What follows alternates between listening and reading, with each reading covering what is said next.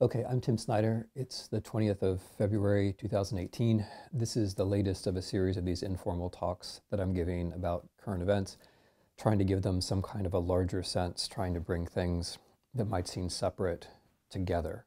What I'm going to talk about today is the Mueller indictment of Russian citizens and the Internet Research Agency in Petersburg, the Parkland, Florida shootings, and the release the memo moment of a couple of weeks ago. These three things might seem totally distinct, but in fact, what I want to suggest is that there's an underlying pattern that we should observe, and the pattern has to do with this, with first losing a cyber war and then being cyber colonized. So what I'm going to try to do today is walk through these very recent events and try to make sense of them, make a certain kind of sense of them, help us to see how what's happening in the unreal world of the internet is guiding what happens in the real world of our daily lives.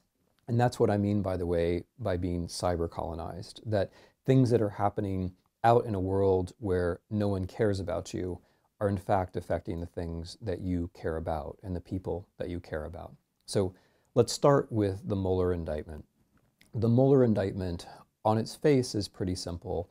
A bunch of Russian citizens were in the United States in 2016, working in effect as part of the Trump campaign, sometimes cooperating with the Trump campaign, but acting in such a way as to try to make Trump win. The way that they did this was by trying to figure out what the divisions were in US society, what were the buttons in Americans to push, and then pushing those buttons. This worked to a terrifying extent, partly because we weren't ready for it, either as a society or as a set of law enforcement agencies, but also partly because we have buttons that can be pushed. So what the Mueller indictment means in the larger scheme of things is this. Mueller is talking about events which took place in 2016. What he's describing in his indictment is a very small part of a much larger campaign which worked to alter the outcome of democratic elections in the United States of America. In other words, the Mueller piece, the Mueller indictment, is just a reminder of things that already happened. We lost the cyber war in 2016. The result of that is that Donald Trump is president of the United States. The sooner that we get that through our heads, the faster we'll be able to react, both in terms of recognizing our own weaknesses, by which I mean our personal as well as our political weaknesses, and the faster we'll be able to process what's still happening, what's happened in 2017 and what's happening now. So this Russian cyber attack, which is the right way of thinking about it, I think, this Russian cyber attack doesn't stop in November 2016. It just goes on. And one way that people talk about it is they say, well, they're just trying to divide us. The problem with that is the just. They're not just trying to divide us. Dividing us means we no longer function as a society. Dividing us means we no longer have a common language. Dividing us means that we spend more time actually talking to robots, talking to things that aren't real, talking to things that don't care, than we do talking to one another as Americans. That's a fundamental problem. And we have to have some sense of where it comes from. And where it comes from goes back to changes since the end of the Cold War. Let me just say a quick word about how we have changed and how this makes us vulnerable. And then I'll jump back to 2018. So the Americans won the Cold War. Why did the Americans win the Cold War? Because in the 70s, 80s, and into the 90s, we were all still pretty much living in the real world. We spent most of our time with our eyes on the world rather than our eyes on the screen. The Russians or the Soviets lost the Cold War because in the 70s and 80s, they were much worse than the Europeans and the Americans in affecting that real world, in affecting that three-dimensional world. In the 70s, 80s, the competition between the Soviets and the Americans was much more about who can produce things, three-dimensional objects in the real world, which bring satisfaction and pleasure and which also bring jobs. In that competition, the Americans and the West Europeans easily won. Why am I talking about this? I'm talking about this because way back then, the Soviets had a tremendous advantage in one part of the Cold War. It just wasn't the most important part. The part that they always had a tremendous advantage in was psychological warfare, was what they call, or we call too, active measures. Efforts to get inside the mind of the enemy, to use the weaknesses of the other side in order to implement, to further your own interests. They were always much better at that than the Americans were. The CIA, the American Secret Services, were nothing compared to the KGB, the GRU, the Soviet Secret Services in this. The Americans, the British, the Europeans consistently lost on that front. But it didn't matter so much because the Cold War wasn't so much about perceptions. It was much more about a real world of producing objects and producing jobs and producing satisfaction. What's changed in the last 20 years is that we, by which I mean Americans, we spend much less time in the real world. And then we spend much more time in the world of screens. According to a survey done last year, the average American spends more than 10.5 hours a day looking at a screen. So by the way, thank you for spending part of your 10.5 hours a day with me. Of course, what I'm going to advise you to do is after you're watching this, just shut off the screen. Don't do anything else. So we spend an average of 10.5 hours a day looking at screens. That's most of our waking hours. That means we're not living in this three-dimensional world anymore. We're living in a different world. We're living in a world of cyber. We're living in a world where all of a sudden emotions, psychological states matter more than the real world. When we're in the cyber world, when we're looking at a screen, we're being affected by direct attempts to reach to the parts of our brains which have to do with happiness, which have to do with addiction, which have to do with the things that we already think, with our prior convictions. That is where we are as a society. So what happens in 2016, abstracting away from all the details, is that the Russians win because of how we've changed ourselves. We're no longer so concerned with the three-dimensional world of the stuff that we make and the things that we enjoy and the people who are around us. We're much more concerned with this largely unreal digital world. And this largely unreal digital world has good ways of affecting our psychological states. So the Russians didn't change, is what I'm trying to say. The world changed. The world of technology changed. Technology is no longer about the Americans making the best cars, right? Technology is now about universally available tricks on cyber, which allow pretty much everybody to get into pretty much everybody else's mind. The Russians understood this faster than anyone else, and they used technology, which was largely created in the US, against the United States, right? That's the large outline of what has happened. So what does that mean in practice? In practice, that means that so long as we don't snap out of this, cyber warfare can change the real world. And it can change it in a very interesting and specific way. It used to be that the nightmare in cyber was what was called cyber to physical. That is, I hack into your electricity grid, and I bring down the electricity grid in Los Angeles or Brisbane or Edinburgh or whatever it might be. That used to be the nightmare, and that is, of course, still bad, and that is, of course, happened. The Russians have done that to Ukraine numerous times, and by the way, some of the malware which was installed in Ukraine is now also in US electricity grids, just in case you didn't know that. But what has turned out to be even more worrying than that, at least in the present time, is what I would call cyber to human. That is, operations which are carried out largely by way of networks of bots, which manage to change the climate of opinion very quickly so that humans end up doing things that they certainly weren't going to do otherwise. So a prime example of this in the last few weeks is this very bizarre release the memo moment, the release the memo hashtag, which starts in late January and then works for about 11 days and changes the world. When this starts, no one's heard of the memo, right? No one has any idea what it is. This comes totally out of nowhere, and it dominates political conversation for almost 2 weeks. Why is that important? Well, here's why. Because in the real world, right, in the three-dimensional world that we have to live in which we have to raise our children, in which the future will actually take place, the memo is nothing. It's a big nothing, right? In DC, they say a nothing burger. This is not even a nothing burger. There's no bun here. There's nothing. All it says is one of the sources that the FBI investigation used is not perfect. Well, alert, when you're doing a police investigation, use all kinds of different sources, and many of them are not going to be perfect. The fact that one of your sources in a police investigation isn't entirely 100% correct is not an indictment of the police investigation. It just means the police have been doing their job, collecting all kinds of different sources. In the case of the FBI investigation of Mr. Trump and his campaign, there are abundant sources, and they all lead in the same direction. So the memo itself is nothing. There's no revelation in the memo. It's zilch.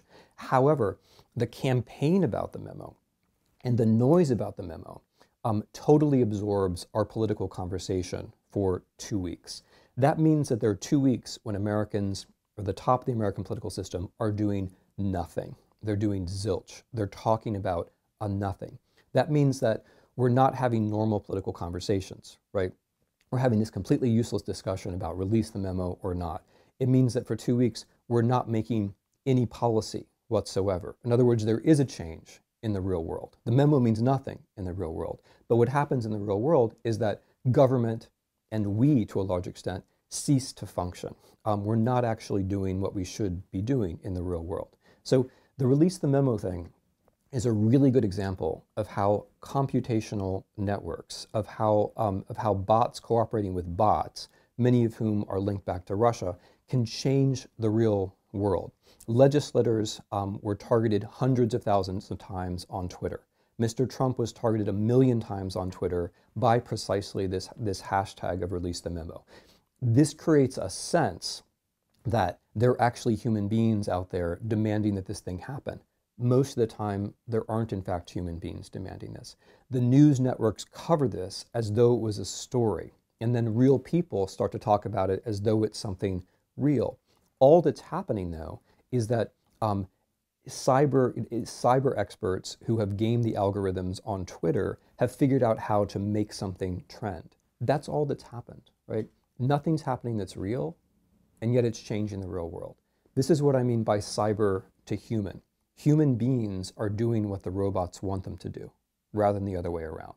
This is also what I mean by becoming a cyber colony. If what happens in your politics is determined by somebody else's cyber warfare, right? If what happens in your own federal government, if what your president does at the end of the day is determined by somebody else's cyber warfare, you've not only lost the war, you're in the process of being colonized. The Parkland shootings, the shootings in Florida, the Parkland shooting in Florida is another example of how this plays itself out. Something happens in the real world. People are senselessly killed. Young people are senselessly killed, yet again in the United States, which reflects another general trend in the real world. We have tens of thousands of shootings every year, most of which are totally senseless, where we have far more than the next number of developed nations put together, right? This is a phenomenon we shouldn't have. Something else which is true of the real world is that states that have stricter gun laws have fewer shootings than states that have looser gun laws, right? This is all true. Another thing which is interesting about the real world is that the NRA, the NRA lobby, during the Trump campaign, pursued relations with the Russian Federation, in particular pursued relations with a very curious Russian organization called the Right to Bear Arms, which is a Russian organization whose only purpose, right, whose only purpose is to spread guns, and by extension gun violence, in the United States. So all that the members of Right to Bear Arms do is they join the NRA and they talk about how Americans should have weapons. By no coincidence, in the Russian interference in the US elections in 2016, one of the big themes was American gunslinger, that Americans should be afraid of terrorism, Americans should buy guns, and so on and so forth, right? So now the real world is blurring into cyber, and that's what happens. Something real happens, real people are killed, real people lose their lives, their families and their friends grieve, but immediately, in the world of Russian cyber warfare, within 30 minutes, what happens is this real event is made unreal. All kinds of things emerge on the internet, some of them, many of them associated with bots controlled by Russia, which either A, say that the shooter was just a lone crazy person, B, claim that the shooter was involved with groups that he wasn't involved in. What AP reports, by the way, is that he was involved with white nationalist groups. Or C, claim that the whole event never happened, and call it a false flag operation. So those three memes, that he was just a crazy loner, that he belonged to terrorist groups to which he didn't belong, or that it never happened, those are all things that are, presumably by no coincidence, very comfortable for the American gun lobby. If you say that he's a crazed loner, which is the theme that Mr. Trump picked up from the internet, then what can you do? If you say that he's falsely from the left or from the Muslims, that makes people angry at things which weren't actually concerned with the issue. If you say it was a false flag operation, if you say it never happened, which is just such an evil thing to claim, by the way, but we're talking about now the cold hand of the robots. They don't care about you. They don't care about the real world, right? They're not real. If you say it's a false flag operation, again, that's very comfortable for the gun lobby, very comfortable indeed. So the way the conversation takes place after a real event is heavily, heavily motivated or heavily influenced by unreality. And this then affects human beings, right? The message that Mr. Trump chose to tweet out was one of the themes that was promoted precisely by Russian cyber. And we have to struggle then, right? I mean, this is in a way the point. We have to struggle after a basic human event, after the death of children. We have to struggle to stay in the real world because of things that are happening in the unreal world. So what could we do about this? I'm going to have a humanist moment, and then I'm going to have a techie moment. So if you're not into the humanism, if you're not into history and things like this will be a good time to have a sip of coffee. Then I'm going to do the techie part. So as a historian, which is how I look at all of this, I think, well, this is a bit like a colonization. This is a bit like an occupation. This is a little bit like what happened to France in 1940 and in the early 1940s. You lose a war. It takes you a while to realize that you've lost a war. You normalize what's happened. The French in the 1940s, they didn't look at Vichy and say this is some kind of foreign government. They said this is ours. It took a long time for the French to realize that something strange had happened. It took decades for the French to recover from the moral shame of collaboration. Indeed, they're still recovering from it. Our situation is a bit like that. We lost a war we didn't expect to lose. We prefer not to think about the fact that we lost.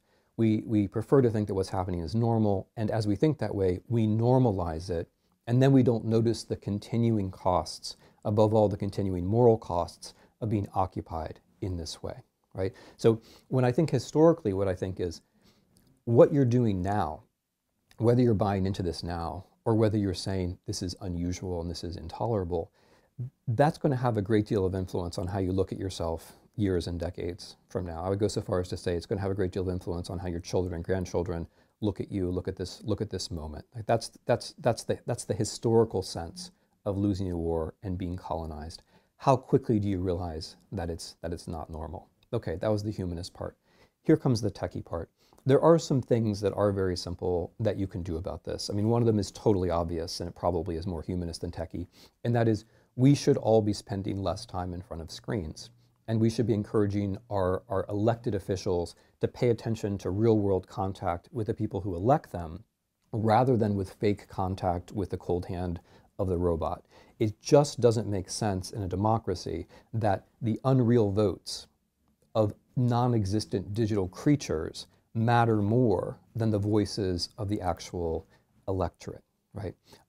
Likewise, we need to be encouraging our elected officials to make sure that we have a public sphere and not simply this occupied realm of cyber warfare, which is making all the decisions for us. Some people among our elected representatives understand what's happening, but many of them still don't, and I think we need to try to explain to them. In our own personal lives, aside from spending much less time on the internet and much less time getting involved in Twitter discussions with things that aren't real, there are some little spins that one can apply, right? So there are these kids out in Berkeley who developed this thing called Botcheck Me. If you haven't looked at it, have a look. If you don't know the reporter Shira Frankel, it's worth reading what she has written, first at BuzzFeed, and now she's at the New York Times. Just follow the things she's written for the last 3 years. Also, the Alliance for Securing Democracy has a dashboard, which is called Hamilton 68. That helps to sort out which robots are Russian and what story they're currently fixing upon. And that can help you get some distance on the current craze. Because very often it turns out that the thing we're crazy about in America on a given day, we're crazy about because Russian robots are driving us in that direction. And if you can just check, right, if you can just apply this sort of moment of mental hygiene or of cyber hygiene, that can give you some distance and remind you who you are, which is a citizen of a country which lost a cyber war, a country which is being cyber colonized, but a country where there's still a great deal of hope to change things. But if we're going to change things, we have to get our minds around what's actually going on. One of the things which is going on is that we're becoming a cyber colony. Got to get our minds around that. Got to stop it. Thanks.